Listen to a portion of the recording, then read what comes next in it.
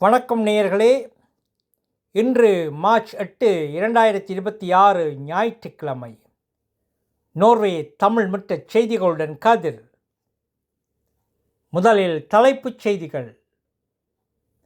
தூதரகத்தில் வெடிப்பு, வரி அறிக்கை, பெண்கள் நலன் ஆய்வு. இனி விரிவான செய்திகள். தூதரகத்தில் வெடிப்பு.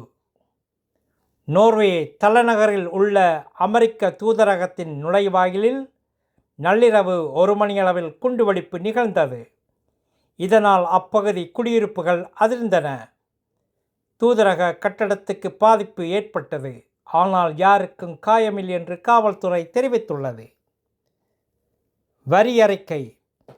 நோர்வேயில் மார்ச் 9 முதல் வரி மதிப்பீட்டு அறிக்கைகள் ஸ்கத்தமெண்டிங் அனுப்பப்பட உள்ளன.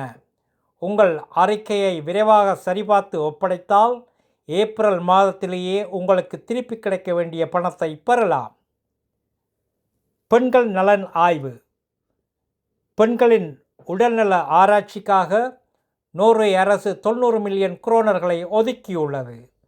ஆண்டுதோறும் ஏறத்தாழ 27,000 பெண்கள் அடையும் மாதவிடாய் நிறைவுக்கால உடல் மாற்றங்களை ஆராய்ந்து அவர்களின் வாழ்நாள் நலத்தை பாதுகாப்பதே இம்முயற்சியின் நோக்கமாகும்.